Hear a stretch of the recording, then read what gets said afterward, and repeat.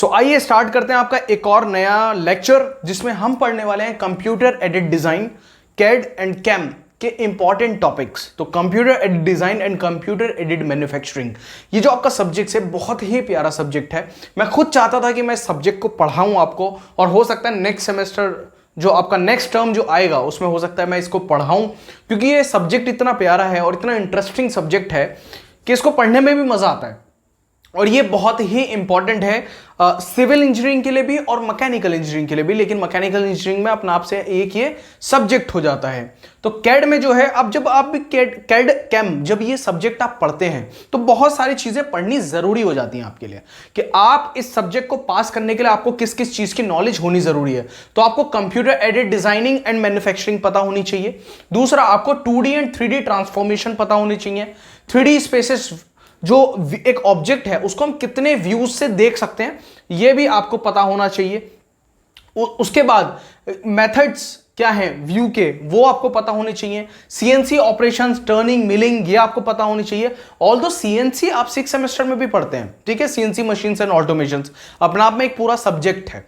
तो उसके जो लेक्चर मेरे चैनल पर अवेलेबल हैं, उन लेक्चर्स की भी मैं आपको रेफरेंस देता चलूंगा। वो लेक्चर्स आप देख लीजिएगा तो आपको कहीं ना कहीं प्रॉफिट मिलेगा और एग्जाम में आपका अच्छा हो जाएगा उनसे, ठीक है। टूल पाथ जनरेशन आपको पता होना चाहिए। अब प्रॉब्लम यहां आती है, जैसे ये फ्लेक्सिबल मैन्युफैक्चरिंग सिस्टम है ये छोटे टॉपिक्स। रैपिड प्रोटोटाइप क्या होता है, रोबोटिक्स क्या होता है।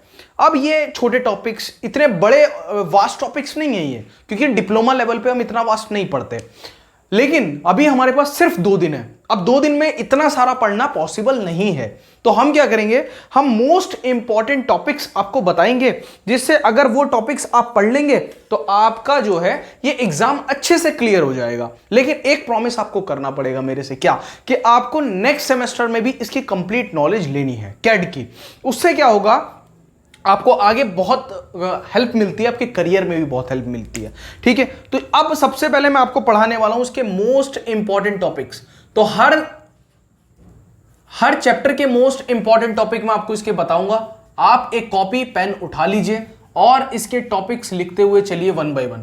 तो चैप्टर 1 से हम स्टार्ट करेंगे। चैप्टर 1 के टॉपिक से हम लोग स्टार्ट करेंगे कि चैप्टर 1 में कौन कौन से टॉपिक्स आपको पढ़ने हैं। तो सबसे पहला जो टॉपिक है आपका, सबसे पहला, ठीक है, इसको लिखेंगे हम ब्लू से, चैप्टर 1 को। जहां तक चैप्टर 1 के टॉपिक चलेंगे मैं आपको बताऊंगा, और वही टॉपिक्स आपको पढ़ने हैं। आप एक्स्ट्रा कुछ पढ़ना चाहते हैं, बिल्कुल आप पढ़िए, मैं मना नहीं करूंगा आपको कि आप एक्स्ट्रा मत पढ़िए, लेकिन ये जो मैं टॉपिक्स आपको बता रहा हूं जिस भी चैप्टर के, इसको आप नहीं छोड़ेंगे, ठीक है। ये तो आपको 110% पढ़ के ही जाने हैं, ठीक है। अब वो कौन से हैं मोस्ट इंपॉर्टेंट टॉपिक्स, वो देखिए। सबसे पहले है कैड। जो सबसे पहला टॉपिक आता है वो आता है आपका कैड। पहला टॉपिक है ये कंप्यूटर एडेड डिजाइन, ठीक है। कंप्यूटर एडेड डिजाइन, कैड होता क्या है, छोटा सा एक बता देता हूं। कैड बेसिकली, कैड का मतलब होता है कंप्यूटर की सहायता से डिजाइनिंग करने को हम कैड बोलते हैं। कंप्यूटर एडेड डिजाइन, कंप्यूटर की सहायता से डिजाइनिंग करने को हम कैड बोल देते हैं। तो आपको इसमें पढ़ना क्या क्या है, आपको इसकी डेफिनेशन पढ़नी है सबसे पहले, इसकी परिभाषा पढ़ लीजिए, ठीक है। बेसिक स्टेप्स क्या है कैड के लिए वो पढ़ लीजिए। ये अलग अलग क्वेश्चन बनते हैं एग्जाम में आपसे, या आप हो सकता है आपसे डेफिनेशन ना पूछे, आपसे ये पूछ लेगा कि बेसिक स्टेप्स बताइए कैड के। तो आपको बेसिक स्टेप्स फॉर कैड आपके बुक में दिए हुए हैं, आप पढ़ सकते हैं वहां से, चैप्टर 1 में, ठीक है। तीसरा टॉपिक इसका आ जाता है बेसिक पार्ट्स। कैड में क्या है, बेसिक पार्ट्स, ठीक है। थर्ड टॉपिक आपका इसमें आ जाता है यूजेस, इसके इस्तेमाल, इसका मोटिव क्या है, क्यों हम कैड को इस्तेमाल करते हैं, इसके एडवांटेजेस क्या हैं, क्या लाभ हैं इसके। तो ये सब अलग अलग क्वेश्चंस हैं, ठीक है। Role of CAD in designing, designing में कैड का क्या रोल है, role of CAD in designing. तो ये सारे जो हैं ये बहुत ही इंपॉर्टेंट टॉपिक्स हैं जिन पर क्वेश्चन बनता है एग्जाम में, और ये अलग अलग भी पूछ लिए जाते हैं, एक साथ भी 2-3 टॉपिक्स मिला के एक लॉन्ग क्वेश्चन बना के आपको दे दिया जाता है, ठीक है। तो ये आपका पहला टॉपिक यहां पे कवर अप होता है। अब हम पढ़ेंगे जल्दी से आपका सेकेंड टॉपिक, कि आपको सेकेंड टॉपिक फर्स्ट चैप्टर से कौन सा पढ़ लेना है, ठीक है, जैसे ही आपका ये कंप्लीट हो आपको पढ़ना है ऑटोकेड विस्तार से। ऑटोकेड सेकेंड टॉपिक है ये, ऑटोकेड। ऑटोकेड को आपको विस्तार से पढ़ना है एकदम। विस्तार से पढ़ने का क्या मतलब है? विस्तार से पढ़ने का मतलब है बच्चों कि आपको इसकी फुल फॉर्म क्या है ऑटोकेड की? तो ऑटोमेटिक कंप्यूटर एडेड डिजाइनिंग, ये इसकी फुल फॉर्म हो जाती है। ये कब बना? 1982 में। किसने बनाया? फाउंडर कौन थे? John walker. ठीक है, ये आपको बेसिक नॉलेज ऑटोकेड की पता होनी चाहिए, जो आपको पढ़ के जानी है। एक और क्वेश्चन यहां से बनता है, किस कंपनी ने बनाया ऑटोडेस्क? ठीक है, किस फॉर्मेट में फाइल सेव करता है? .dwg में। तो ये इसकी कंपनी हो गई, ये इसका फॉर्मेट हो गया। ठीक है, ये इसकी हिस्ट्री हो गई और ये इसके फाउंडर हो गए। ठीक है, तो ये आपको बेसिक ऑटोकेड के बारे में पढ़ के जाना है। एक क्वेश्चन यहां से भी आपसे पूछ लेता है कि ऑटोकेड के बारे में अच्छे से लिखिए। तो ऑटोकेड के लिए कंप्यूटर सिस्टम की आवश्यकताएं क्या है कि आपको अगर कोई कंप्यूटर सिस्टम बनाना चाहते हैं, आपको कोई कंप्यूटर सिस्टम चाहिए, तो उस कंप्यूटर सिस्टम की कॉन्फ़िगरेशन क्या होनी चाहिए? कंप्यूटर सिस्टम बेसिकली पूछ रहा है कैसा लें ऑटोकेड के लिए। तो ये भी एक क्वेश्चन एग्जाम में पूछा गया था एक बार।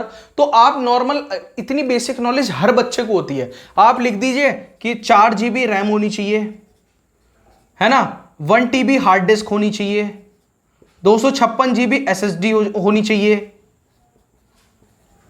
256 GB SSD होनी चाहिए, है ना।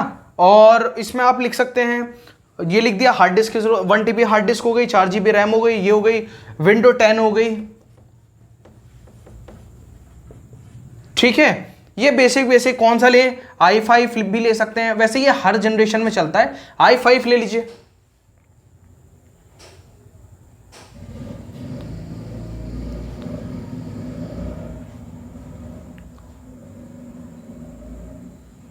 ठीक है, तो ये एक कंप्यूटर की कॉन्फ़िगरेशन कितनी होनी चाहिए ऑटोकेड के लिए, ये भी आप यहां से लिख सकते हैं बच्चों। ठीक है, अब नेक्स्ट क्वेश्चन बनता है प्रो इंजीनियर, कि प्रो इंजीनियर क्या होता है।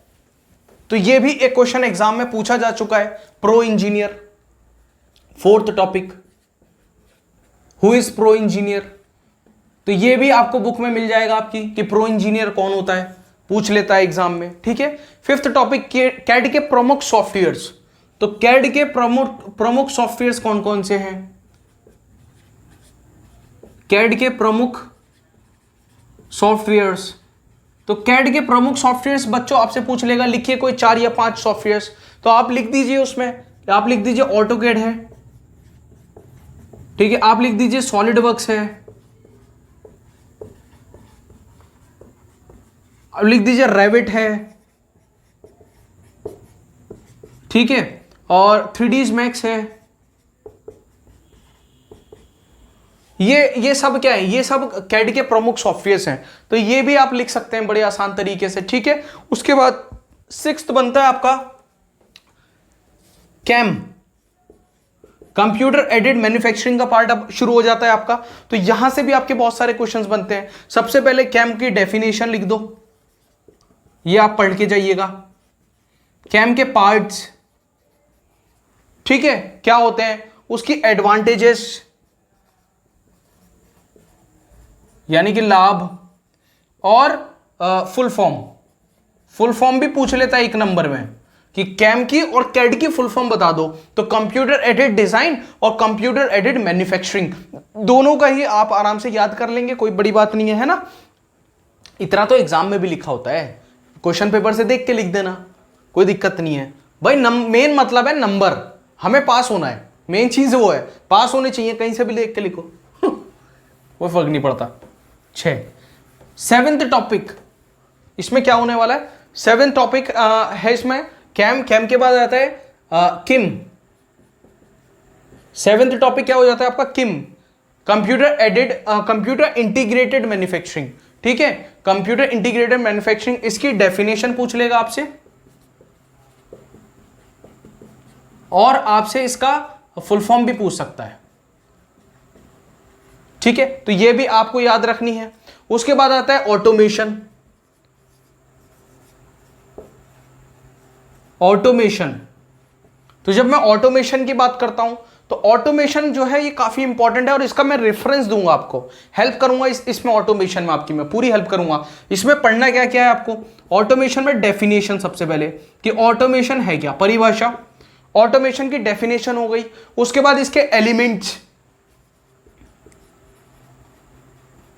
इसकी नीड, जरूरत क्या है हमें, ठीक है, और एलिमेंट्स हो गए, नीड हो गई, इसके टाइप्स हो गए, इसके एडवांटेजेस हो गई, लिखते चलिएगा साथ साथ में रहिए, और इसकी डिसएडवांटेजेस हो गई। तो ये कुछ इंपॉर्टेंट टॉपिक्स हैं आपके, जो किस में आते हैं, आपके चैप्टर नंबर 1 में आ जाते हैं। अब ऑटोमेशन कहां से पढ़ें सर, ऑटोमेशन अगर आप मेरे से पढ़ना चाहते हैं तो आप CNC की प्लेलिस्ट में जाइए, चैनल पर, चैनल को सब्सक्राइब करिए। उसके बाद प्लेलिस्ट में जाइए, प्लेलिस्ट में जाने के बाद आपको लेक्चर नंबर 28, 29, 30 एंड 31 देख लेना है। ये 4 लेक्चर्स देख लीजिए, ऑटोमेशन आपका कंप्लीट हो जाएगा। 28, 29, 30 और 31 बच्चा हिंदी और इंग्लिश में मैंने पढ़ा है उसमें, तो आप बहुत अच्छे से ये देखिए और ऑटोमेशन अपना कंप्लीट करिए। एक टॉपिक 4 लेक्चर है, ज्यादा बड़े बड़े लेक्चर्स में नहीं बनाता हूं, मैक्सिमम आधे घंटे का लेक्चर होगा, ठीक है, तो उसको देख लेना और ये तुम्हारा ऑटोमेशन वाला पार्ट खत्म हो जाएगा। मैं इसीलिए इस वीडियो को आज बना रहा हूं क्योंकि इसका एग्जाम 5 तारीख को है ना, कैड कैम का एग्जाम 5 तारीख को है, तो अभी तो आपका जल्दी से कवर कर सकते हो, ठीक है। अब देखेंगे चैप्टर 2। चैप्टर 2 देखिए,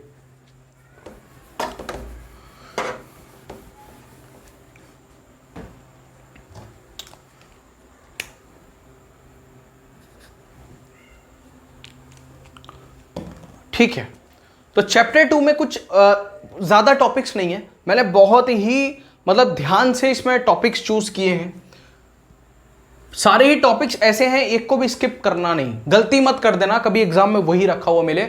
अगर आपने अपना दिमाग लगाया और आपने कहा नहीं ये तो नहीं लग रहा मुझे कि आएगा, और वही हो सकता है आपको एग्जाम में मिले, ठीक है। तो हम पागल नहीं है, तो इतनी गर्मी में खड़े होकर वीडियो आपके लिए बना रहे हैं, लगातार बना रहे हैं, हेल्प कर रहे हैं आपकी। क्यों?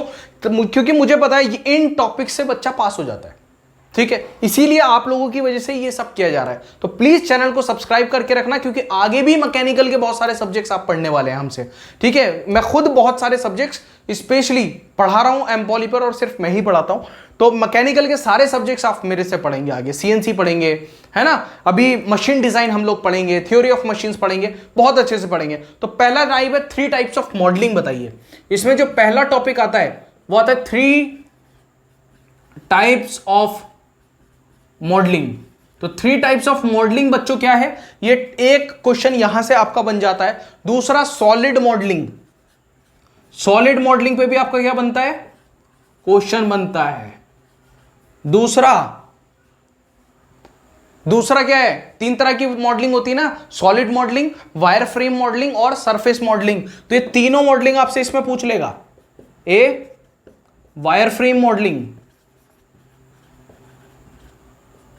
और तीसरा है आपका सरफेस मॉडलिंग। सरफेस मॉडलिंग, तो तीनों टाइप्स की मॉडलिंग के बारे में आपको बहुत अच्छे से पढ़ के जाना है। ये इंडिविजुअल भी पूछी जाती है, मतलब अलग अलग भी क्वेश्चन बन सकता है और एक साथ भी बन सकता है, ठीक है। उसके बाद रिवॉल्व्ड सरफेस क्या होती है, आपसे पूछेगा रिवॉल्व्ड सरफेस। रिवॉल्व्ड सरफेस, तो रिवॉल्व्ड सरफेस क्या होती है बेसिकली बच्चों, जैसे कि मैंने क्या किया, मैंने एक ये सरफेस बनाई, ये, ठीक है, और ये जो लाइन मैंने बनाई इसके अराउंड इस मटेरियल को चारों तरफ घुमा दिया, ठीक है, चारों तरफ घुमा दिया, तो एक ये गोल टाइप की सरफेस बनेगी, है ना, गोल टाइप की बनेगी। या अगर मैं इसको यहां से नुकीला कर दूं, इस लाइन को हटा के इस प्रकार का कर दूं, तो ये क्या बनेगी, एक कील टाइप की बन जाएगी, ठीक है। आप इमेजिन करो ये वाली जो लाइन है इसके अराउंड ये पूरा घूम रहा है, पूरा घूम रहा है, तो एक लाइन बनेगी, उसको बोलते हैं रिवॉल्व कर देना, घुमा देना। और तीसरा टॉपिक बनता है एक्सट्रूड। एक्सट्रूड, तो एक्सट्रूड का मतलब क्या होता है, देखो ये सर्किल है, एक ये मार्कर है ना, मार्कर पे बेटा एक सर्किल बना हुआ है, ये सर्किल, अरे इस सर्किल को मैंने पकड़ के खींचा तो ये क्या बना, एक मेरा मार्कर बन गया, इसको बोलते हैं एक्सट्रूड करना, पकड़ के खींच देना, ठीक है। उसके बाद कुछ टॉपिक बनते हैं union, subtract, subtract basically hole वगैरह बनाने के लिए इस्तेमाल किया जाता है, सब्ट्रैक्ट और इंटरसेक्ट। इंटरसेक्ट मैं बता रहा हूं ना, ये बहुत ही इंटरेस्टिंग सब्जेक्ट है, मेरा खुद इसे मन था पढ़ाने का, ठीक है, लेकिन मैं कुछ कंडीशंस रही, टाइम नहीं मिल पाया तो मैं नहीं पढ़ा पाया इसको, अदरवाइज ये बहुत इंपॉर्टेंट है। ये देखिए, बस आपने इतना पढ़ लिया, आपका चैप्टर 2 फिनिश हो गया, इतना पढ़ लो अभी, ठीक है, काफी है, इतना पढ़ लो, बिलीव करो। और दूसरी चीज, इसके अलावा भी एक्स्ट्रा पढ़ना चाहो तो पढ़ सकते हो, लेकिन ये मत छोड़ना, ये मोस्ट इंपॉर्टेंट है, ठीक है। अब देखेंगे चैप्टर 3।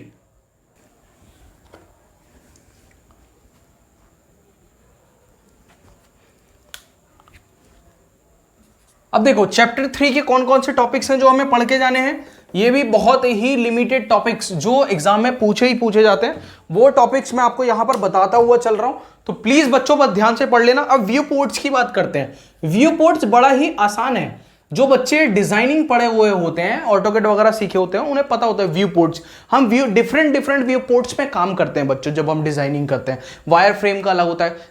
इसको इस तरीके से समझो कि अगर वायर फ्रेम का व्यू पोर्ट है तो जो कोई भी हमें इमेज या ऑब्जेक्ट नजर आएगी वो एक वायर में नजर आएगी, ठीक है। या फिर कोई अगर है रियलिस्टिक, तो हमें रियलिस्टिक व्यू पोर्ट है, उसका मतलब है कि कोई भी चीज बनने के बाद कैसी लगेगी वो रियलिस्टिक व्यू पोर्ट में नजर आती है, ठीक है। तो ये अलग अलग डिफरेंट व्यू पोर्ट्स हैं। उसके बाद सेकेंड आता है व्यूज। तो व्यूज के बारे में आपको पढ़ के जाना है। कौन कौन से व्यूज हैं बच्चों, जैसे राइट साइड हो गया, लेफ्ट साइड हो गया, टॉप व्यू हो गया, साइड व्यू हो गया, फ्रंट व्यू हो गया, आइसोमेट्रिक हो गया। ये सारे व्यूज आपको पढ़ के जाने हैं इसमें, ठीक है। ये सारे व्यूज आपसे पूछ लेता है, ये आप पढ़ के जाएंगे। तीसरा टॉपिक आता है plotting of drawing. Plotting of drawing, ठीक है। तीसरा टॉपिक आता है प्लॉटिंग ऑफ ड्राइंग। तीसरा टॉपिक इसी चैप्टर का है, plotting of drawing. Plotting of drawing का बेसिकली इस्तेमाल बच्चों जब कोई प्रिंट वगैरह हम करते हैं ना किसी ड्राइंग को, तब भी किया जाता है। इसकी शॉर्टकट की होती है कंट्रोल+P। कंट्रोल+P दबाया तो एक विंडो ओपन होती है ऑटोकैड में, उसमें हमें पता लग जाता है कि हमें जो है वो कितना बड़ा प्रिंट आउट लेना है और कितना एरिया हमें कवर करना है। चौथा है NC system. NC system numerical control system, ये मेरा सीएनसी की प्लेलिस्ट में भी आपको मिल जाएगा, पहले या दूसरे लेक्चर में मिल जाएगा एनसी सिस्टम, तो वो प्लेलिस्ट भी आप विजिट कर सकते हैं, वहां पे आपको मिल जाएगा, ठीक है। उसके बाद बात करते हैं हम चैप्टर नंबर 4 की अब, ठीक है। चैप्टर नंबर 4, इससे आसान तरीके से कोई नहीं बता सकता बेटा। अब पढ़ना तो देखो इन द एंड तुम्हें ही है, दर्द तो तुम्हें ही होगा ना, बस झेलना कैसे है वो मैं सिखा रहा हूं तुम्हें धीरे धीरे, ठीक है। आराम आराम से जो है प्रिपरेशन करनी है अपनी, अभी टाइम है। ये टॉपिक सबसे पहले कवर करो सारे, हो सकता है तुम्हारा 80% 85% पेपर इसी में से रखा हो, ठीक है। अब तुम्हें पढ़ना है पार्ट प्रोग्रामिंग। चैप्टर 4 में क्या पढ़ोगे, पहला टॉपिक रहेगा आपका बेटा part programming, PP. Part programming बहुत ही आसान, और ये आपको 6 सेमेस्टर में भी पढ़ने को मिलेगा सीएनसी में। पार्ट प्रोग्रामिंग एक पूरा चैप्टर है, सेकंड चैप्टर है पार्ट प्रोग्रामिंग, ठीक है। अब इसमें बहुत सारे ना वर्ड्स होते हैं बेसिकली, जैसे एन वर्ड हो गए, एस वर्ड हो गए, ठीक है, ये डिफरेंट वर्ड्स हैं, ठीक है। इसके बाद जी वर्ड आता है, बेसिकली जी हो गया, एक्स वाई जेड वर्ड हो गया, एस वर्ड हो गया, एफ वर्ड हो गया, EOB हो गया। ये सारे आपको पढ़ के जाने बेटा, सारे पढ़ के जाने आपको। एम वर्ड हो गया, एक होता है एम वर्ड। तो ये सब पार्ट प्रोग्रामिंग में आपको मिलेंगे। अभी कहां मिलेंगे मैं बता रहा हूं आपको सब। एन वर्ड का बेसिकली सीक्वेंसिंग के लिए इसका इस्तेमाल किया जाता है, सीक्वेंस में प्रोग्राम को लगाने के लिए, ठीक है। ये प्रेडिटरी वर्ड्स हैं, ये डायमेंशन वर्ड्स हैं, ये स्पीड है, ये फीड रेट है, ये एंड ऑफ ब्लॉक है, ये मिसलेनियस फंक्शंस है। तो डिफरेंट वर्ड्स हैं ये, जिनका इस्तेमाल पार्ट प्रोग्रामिंग में किया जाता है। अब अगर तुम्हें ये पूरा जो है बड़ी आसान तरीके से सीखना है, तो लेक्चर नंबर 32, 33 और 34 जाकर के देख लीजिए सीएनसी की प्लेलिस्ट का इसी चैनल पर 32, 33, 34 3 लेक्चर आपने देख लिए, ये सब आपकी समझ में आ जाएगा, यानी कि चैप्टर 4 आपका फिनिश हो जाएगा। कितना आसान है, ठीक है ना, इतना ही आसान है, बस बैठ जाओ, कमर कस लो यार, अब कमर कस लो। तो हम लोग गर्मी में खड़े होकर पढ़ा सकते हैं, 12 बजने वाले हैं, और तो तुम क्यों नहीं कर सकते यार, इतना ही आसान है, ठीक है ना। एफएमएस चैप्टर नंबर 5 में क्या पढ़ना है तुम्हें, फ्लेक्सिबल मैन्युफैक्चरिंग सिस्टम पढ़ना है तुम्हें। चैप्टर नंबर 5 में क्या पढ़ना है मेरे बच्चों को, फ्लेक्सिबल मैन्युफैक्चरिंग सिस्टम पढ़ना है, एफएमएस। एफएमएस क्या है बेटा, एफएमएस है flexible manufacturing system, flexible manufacturing system. तो फ्लेक्सिबल मैन्युफैक्चरिंग सिस्टम कहां से मिलेगा, ये भी लेक्चर उसमें देखना, सीएनसी की प्लेलिस्ट में एक लेक्चर है, नंबर मेरे को ऐसे याद नहीं है, तो फ्लेक्सिबल मैन्युफैक्चरिंग सिस्टम आपको पूरा लेक्चर मिल जाएगा। आपने वो लेक्चर देखा, पूरा फ्लेक्सिबल मैन्युफैक्चरिंग सिस्टम खत्म हो गया, चैप्टर 5 आपका यहां पे खत्म हो गया बेटा, ठीक है। अब बात करेंगे चैप्टर 6 की, चैप्टर नंबर 6 यहीं से शुरू कर देते हैं, ठीक है। तो चैप्टर नंबर 6 में जो पहला टॉपिक आपको पढ़ना है वो पढ़ना है मैन्युफैक्चरिंग के बारे में, कि मैन्युफैक्चरिंग क्या होती है, ठीक है। मैन्युफैक्चरिंग क्या है, इसकी डेफिनेशन पढ़ना, इसका कंप्लीट कंसेप्ट पढ़ के जाना, ताकि क्वेश्चन अगर तुमसे मैन्युफैक्चरिंग से रिलेटेड पूछ ले तो तुम्हें उसको पता हो, ठीक है। उसके बाद rapid prototyping, rapid prototyping, rapid prototyping दूसरा टॉपिक। तीसरा आ गया आपका रिवर्सिबल इंजन, रिवर्सिबल इंजन के बारे में पढ़ के जाना बेटा, रिवर्सिबल इंजन। तो ये 3 टॉपिक 6 चैप्टर के जरूर पढ़ लेना, ठीक है। तो 6 चैप्टर तुम्हारा यहां पर फिनिश हो जाएगा। 3 टॉपिक पढ़ना अच्छे से, ये मोस्ट इंपॉर्टेंट है, जो भी पढ़ना इसके बाद पढ़ना, इससे पहले कुछ नहीं, पहले ये तीनों कवर होने चाहिए आपके, उसके बाद एक्स्ट्रा अगर पढ़ने का मन है तो पढ़ो, ठीक है। उसके बाद चैप्टर नंबर 7 जो कि लास्ट चैप्टर है आपका सीएनसी कैड कैम का। मैंने लास्ट सेमेस्टर में बच्चों को सीएनसी बहुत पढ़ाया और उनके बहुत अच्छे मार्क्स आए हैं, बिलीव मी, मेरा खुद दिल खुश है, मेरी मेहनत वसूल हो गई, ठीक है। तो मेरे दिमाग में अभी भी सीएनसी चल रहा है। अब ये है रोबोट, सबसे पहले रोबोट के बारे में पूरा पढ़ के जाना है तुम्हें, रोबोट क्या है, ठीक है। इसमें क्या क्या पढ़ोगे, इसमें पढ़ोगे 3 रूल्स ऑफ रोबोट क्या है, 3 रूल्स ऑफ रोबोट क्या है, ये तुम्हें पढ़ के जाना है। रूल्स ऑफ रोबोट मतलब रोबोट किसी को हानि नहीं पहुंचाएगा, ये कुछ लिमिटेशंस रोबोट पे लगाई जाती है ना, तो उसके कुछ रूल्स हैं, बेसिक रूल्स, जब आप किसी रोबोट को इस्तेमाल करते हैं, ठीक है, आपकी सारी बात मानेगा, ये सारी चीजें हैं। रोबोट टर्मिनोलॉजी पढ़ना, रोबोट की टर्मिनोलॉजी, क्वेश्चन अब बनेगा यहीं से बनेगा, ठीक है। तीसरा फंक्शंस रोबोट के। प्रॉब्लम ये है ना हमारे एजुकेशन सिस्टम में, हमें दिखाई नहीं जाती वो चीज। मैं गारंटी से कह सकता हूं आप में से 95% बच्चों ने रोबोट कभी हाथ में लेके नहीं देखा होगा, ठीक है, कभी रियल में रोबोट नहीं देखा होगा, ठीक है, लेकिन वो चीज आपको पढ़ाई जा रही है, दिखाई नहीं जाती। अगर दिखा देना वो चीज बहुत ही आसान हो जाए। रोबोट कंट्रोलर, यार तुम लोग तो बना दो रोबोट्स, यार तुम लोग इतने एडवांस हो, इतने अच्छे हो पढ़ाई में, सच बता रहा हूं मैं, जितनी मेहनत तुम लोग करते हो ना, तुम बना के रख दो रोबोट्स, अगर तुम्हें वो उस लेवल की एजुकेशन दे दी जाए तो, ठीक है ना। फोर्स सेंसर्स, दूसरा पढ़ना है फोर्स सेंसर्स, फोर्स सेंसर। तीसरा टॉपिक जो बेटा इसमें होने वाला है liquid flow sensor, liquid flow sensor. तो लिक्विड फ्लो सेंसर पूरा पढ़ के जाएंगे बेटा आप।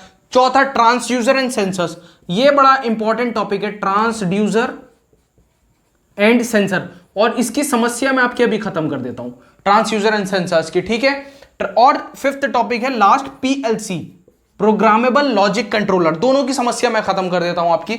इसको सीएनसी की प्लेलिस्ट में लेक्चर नंबर 15 देख लेना, और इसको सीएनसी की प्लेलिस्ट में लेक्चर नंबर 19 देख लेना, ठीक है। नहीं, उल्टा कर दिया मैंने, ये 15 है, ये 19 है, सॉरी, गलती हो जाती है यार। तो ट्रांसड्यूसर एंड सेंसर्स लेक्चर 19 देख लेना सीएनसी की प्लेलिस्ट में, और ये लेक्चर 15 देख लेना, पीएलसी कवर हो जाएगा। ये है आपका कैड कैम का कंप्लीट इंपॉर्टेंट टॉपिक्स। तो प्लीज बच्चों अभी तक चैनल को सब्सक्राइब नहीं किया है तो प्लीज चैनल को सब्सक्राइब कर लो, लेक्चर को लाइक कर दो अभी तक नहीं किया है। चलिए टेलीग्राम पर भी हमें ज्वाइन कर लो, चाहो तो इंस्टाग्राम पर भी फॉलो कर सकते हो, वहां पर बातचीत भी हम कर सकते हैं, ठीक है। सो बच्चों मिलते हैं आपके नेक्स्ट लेक्चर में, और भी आपके सब्जेक्ट्स में बताने वाला हूं। आरईसी आपका आने वाला है, एनर्जी कंजर्वेशन आपका आने वाला है, सारे ही सब्जेक्ट्स आपको बताएंगे। मिलते हैं आपके नेक्स्ट लेक्चर में, तब तक के लिए सी यू, बाय बाय।